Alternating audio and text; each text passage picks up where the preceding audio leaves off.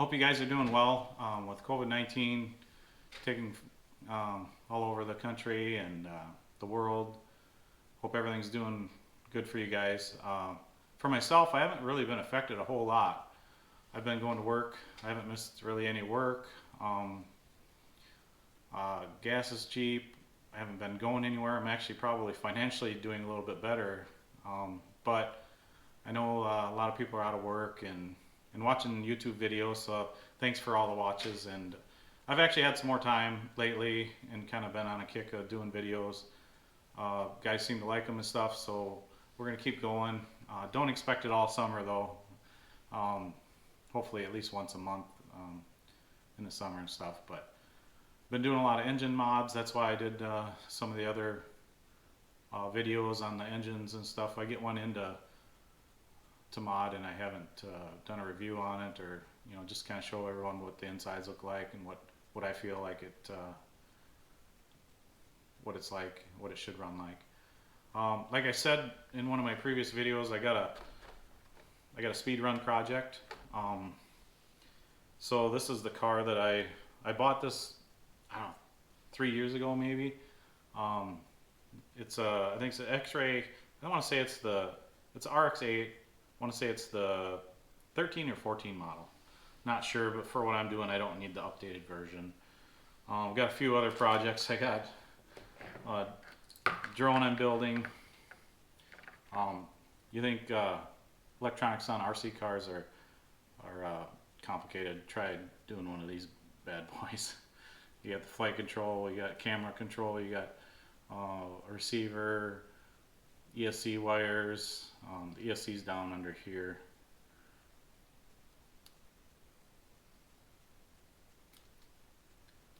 That's an ESC, so it has 4 individual ESCs under there for each motor, and then the flight control needs to talk to it to give the power to each motor and stuff. This is my 6S racing drone. I've done 4S racing so far, and thought I'd try 6S. This is I do a little bit of 3D printing and stuff, so this is the canopy for it. Goes up top there and stuff. And then the fins actually have a purpose. When you're upside down, they have what they call turtle mode, and it kind of keeps a couple props out of the grass. And then you can actually reverse. There's a mode, you just flip a switch on the radio and give it some gas and it flips back over, so you don't need to go. If you crash, it's kind of like self-marshaling if you're an RC car guy, so that's kind of neat. So I got that project I'm working on, rebuilding and modifying quite a few engines lately, so been busy, keeping busy. So to get into the speed run project, I bought this a few years ago, and I'm a nitro engine guy, so I thought, well, a lot of guys do speed runs with electric cars, and I did a few years ago too. I got a video, if you look down in my history. I ran this car, ran this old touring car a few years ago, and I think I get 80 some miles an hour, 84 maybe, something like that. When I did it, I listened to Tim Smith's podcast, and he said about 74 miles an hour it'll blow over backwards, and sure enough it did. This is an old HPI RS Pro. God, I don't even know. This thing's from a long time ago. My son bought this, just messed around with it a little bit.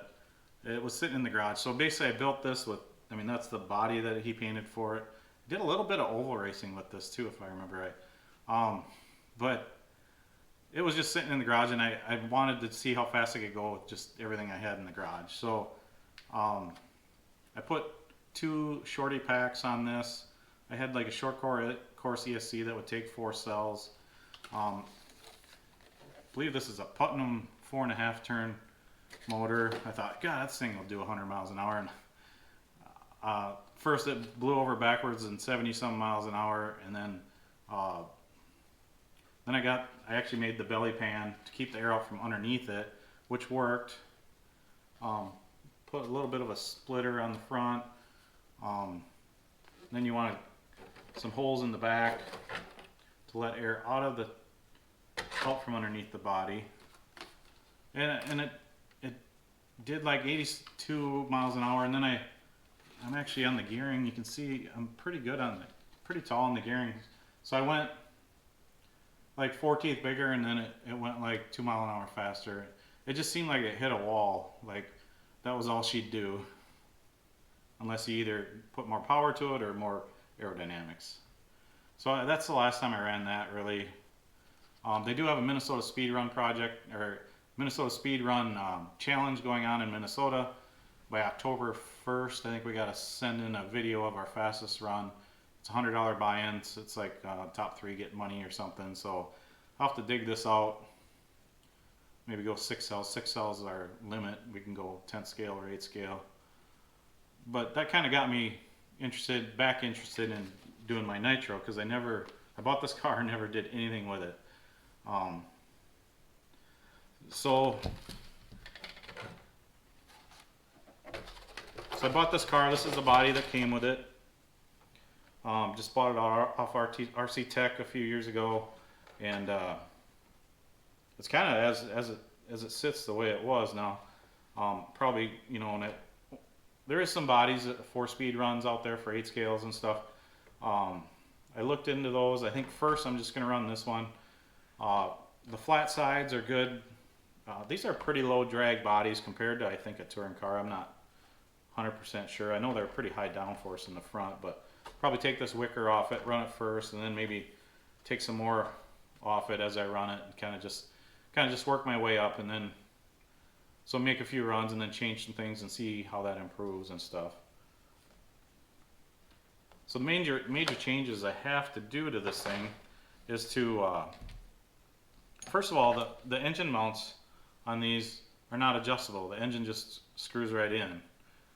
And then they're somehow with the mesh of the gears, they space the teeth apart or something. I'm not even sure how it works, but they can go from like 20 to 25 teeth on the clutch, and then there's a few changes on it's got a 2-speed. A few different teeth you can use for the spur, so I don't know how it really works exactly, but it would be nice to use the 2-speed, but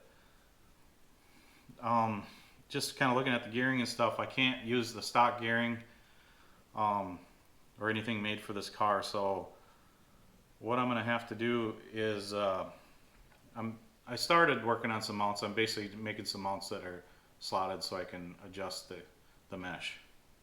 I got a header, got a couple of headers around for it. Basically, not sure what I'm going to run for a pipe.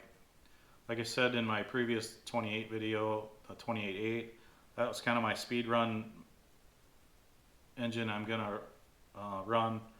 As far as the 28s, I'm really kind of I haven't really ran those for a long time, so I don't really know what pipe works well, stuff like that. So I got to do playing around some pipes. I did get, this is my, I got a lot of TLR stuff laying around, so this is my converted TLR clutch bell. So it was 13 teeth, now it's like 30 some. So this is a mod 1 gear, and then I'm using Traxxas gears too, so I can take that off and change it to a different one. This I just pressed, I made this the steel piece, pressed it on, it's pressed on really good. I might have to tack weld the front, just but I think it's on really tight. I don't think it'll come off. And then I'm going to use a Traxxas gear on the driven gear. I haven't made the I'll need to, I got the 2-speed off there, and I'm going to make basically an arbor to hold the gear on the spur too. And then I'll use the same Traxxas pattern gear, because there's quite a few different ones available for that.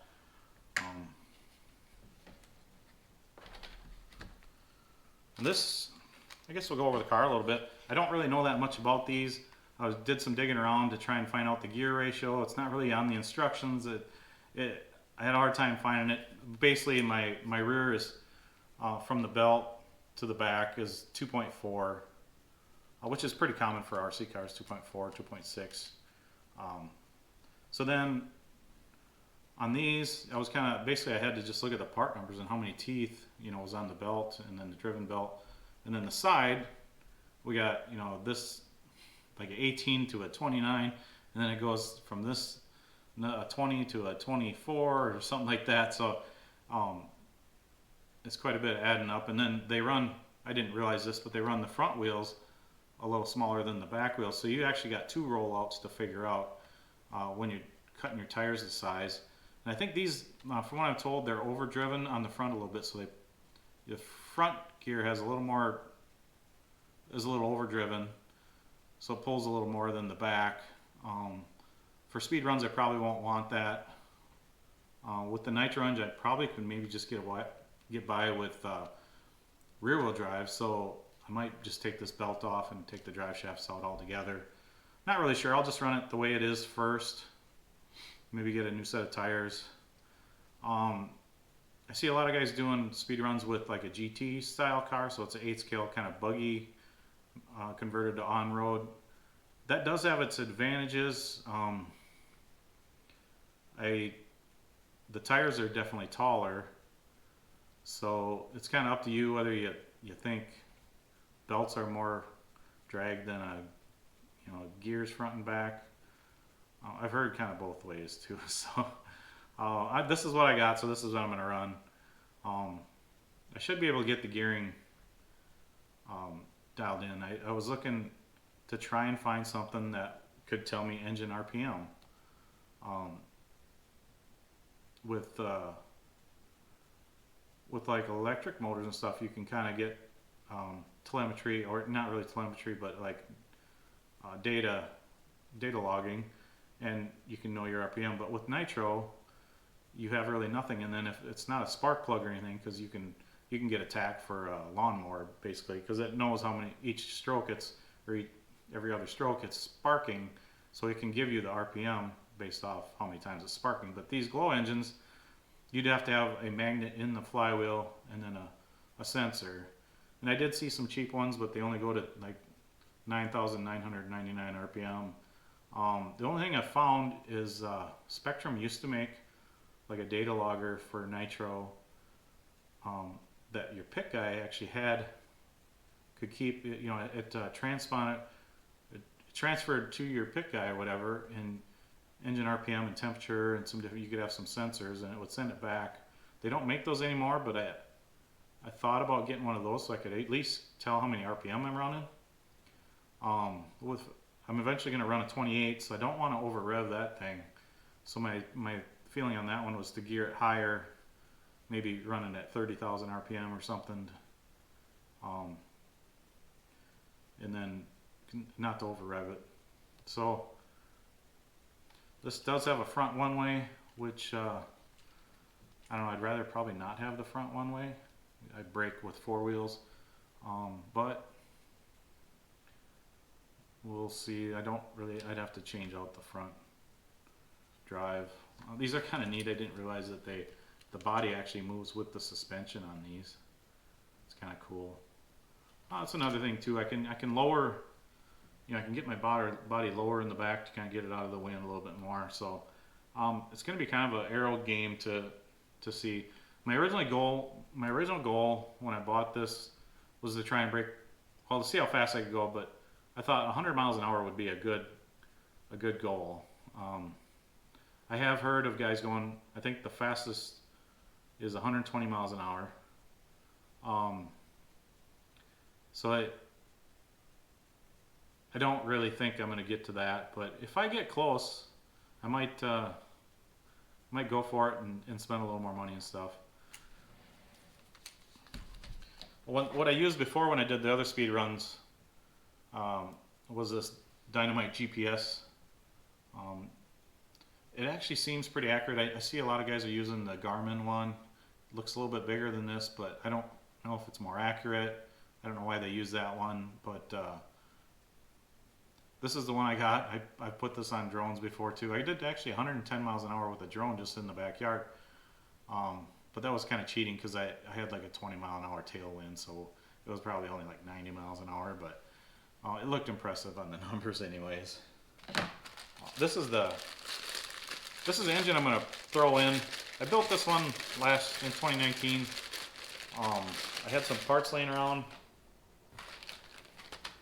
I had a head with a broken fin on it. And just threw some parts together, modified this engine a little bit. So I call it the Mutt. I haven't ran it yet since I put it together, but it's RB piston and sleeve. I think a Novorossi crank. Now, the piston and sleeve is actually, some of the RBs, it was a little bit bigger bore. I think it, instead of 3.5 cubic inches, like 3.55. It's not, it's not even a 0.22 cubic inch. It's not that much bigger, but it's a little bit bigger, so it's a kind of oddball bore and stroke. Just some stuff I threw together. Does have the backplate mod. So it has a Novorossi crank, RB piston and sleeve, Argus case, and a JX Ninja, basically an OS carb. So I call it the Mutt because it's a different engine. But I should maybe take this apart and show you guys what the internals look like. It's been a while since I even put it together. But that was what I was first gonna just play around with, because when I'm doing speed runs, I've done tuning in the garage, and I've done some tuning, even at the track. Sometimes you go out in the parking lot, you're having trouble with your engine tuning, so you go out in the parking lot and you tune it in, you get back on the track and it runs like crap. So there's quite a bit less resistance on asphalt, the traction wise. On an off-road track, you're basically got one straightaway, the rest of it's infield, you're not really full throttle.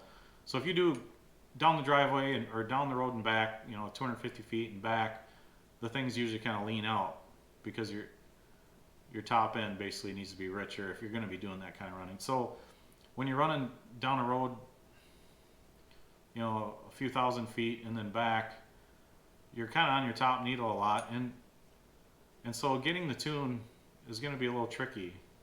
It'd be pretty easy to be too lean. So I guess I've never really done this before, but probably going to have to make a few passes, kind of just on the rich side, lean it out an hour, make another pass, just kind of not all the way down, to just kind of hear the engine go by, and then just kind of slowly keep leaning it. It's kind of my game plan. So I don't know. So I got a few things I want to try. We'll see if it works. Hopefully I got a video this summer of me running it and going over 100 miles an hour. I did think of two, because a lot of times I would do this on my way home from work. There's a couple spots that I have fairly flat, open roads that aren't too busy, but to get someone to go with you, my wife probably wouldn't be interested in going there. So I did think of putting an FPV camera on it, so that way I could go down the road, turn around, and then I'm actually keeping it straight. It's easier to watch as you're I'd be using goggles on it, because I fly drones. I have the goggles, I have cameras and stuff, so it really wouldn't cost me any extra. Just a matter of mounting it. And the cameras have gotten pretty small lately too for the drones. So my plan is to maybe put a camera on it and then use the goggles, and that way I can see if there's a car coming, because if I'm out there by myself and I'm running down the road, I want to keep it in this lane. Otherwise I don't know if there's a car that came down the road and I didn't see it. And with the camera, I can probably do a better job of keeping it between the lanes, and I can tell if there's a car coming too. Hopefully, but one thing with this too is you got this car, it's going to have a lot of vibration, so it might not work very well because of the vibrations from the nitro engine, the road, and all that too. But that's something to play around with. And then so if I do that later, I know a few guys have asked online and stuff I've seen on Facebook about running FPV on their cars and stuff. So maybe when I start hooking that up, I'll do a video on how to hook it up. Basically, you need a camera. These are like 30 bucks. And you need a VTX, a video transmitter. And these are pretty typical drone transmitters. They have 40 channels you can pick from, and then your goggle needs to be set on that same channel, so you can have many people flying at once. It's analog signal. It's not. It's grainy. It's but and then you can adjust your power outputs too. So you'd want more power the farther away you're going. So basically, you need a video transmitter. These are like 40 bucks maybe. An antenna would screw onto here, and then the camera, and then you would power it from some kind of battery on the car. With the drones, we hook it up to the flight control also, so you can actually see some of the voltage and stuff in your goggles. But I wouldn't really need to worry about that. Just all you need is positive and negative wires. So that would be kind of an interesting thing too. So I'll probably do another video down the road on how things are going with this. We'll see. Kind of excited about it. I bought, like I said, I bought it a few years ago and never did anything with it. So got some more work to do on it. So the engine mounts and just some little thing. Got to put some servos in it. I've been pretty busy since I've been doing more videos. Been kind of busy in the shop working on engines to actually work on this kind of stuff too. So it's a busy time of the year anyways. Plus I've been doing the extra videos. So it's been kind of a pretty busy time for me, for anyone that commented on the 28, I had somebody, so I did the video on the 28.8, and I said that I bought two and I was going to sell one. Well, I had someone email me, a customer that just did some engines for, and said he would take it. So I responded to that before I saw the comments on the YouTube. But then I had another guy that wanted one, so I ordered two more. So I have one extra, but someone else commented on the video, so they'll have first chance to get it if they want it. So, and also I was wrong on the video. I said something about it was true that Novorossi Direct is selling out their inventory, and I said that you'd have to order through Novorossi Direct from France, but I guess Absolute Hobbies is going to be, I think, the only distributor of Novorossi in the U.S. So I'm going to try and see if they accept dealer applications and to get a little better price. These 28s I'm basically buying at the same price that any customer if you guys go on there and buy it. So so I was wrong about that. So and then the other thing too is I talked to Brent Bones from Bones Brew Fuel. He did watch my video and stuff, and he said he's going to change the label on the packaging for the fuel that says that basically says, well, like I said in my video, he buys barrels of nitromethane and barrels of methanol to make the fuel, and then uses his own oils that he likes. So it's he's going to change his labels because right now people look at that and they think, oh, VP makes this for Bones Brew, but he blends it himself, and so to me it's a little bit better. It's better quality control because he's the only one mixing it. He doesn't have a couple, three guys and oh, I forgot to put this in. I'm not saying that happens at VP, but it is. I feel like I'd rather have someone that does their own. They're in a big corporation or whatever. They make fuel for motocross one day, and they make this and that. And big companies like that, it's easier for something to go wrong. With Brent, he's mixing every batch himself, and I've seen a lot of people commenting on Bones Brew on Facebook and stuff on the Nitro RC enthusiasts, and he said when I talked to Brent, he's been selling a lot of fuel, so it's good stuff. I like the Byrons. I like I like Byrons. I like Sidewinders. Yeah, there's quite a few good fuels out there. Just get what you can get locally that people have had good luck with. That's it for today. Hopefully I'll do another video since I'm kind of set up the videotape here. I'm going to do another video on glow plugs. So watch for that also. So see you later. Thanks.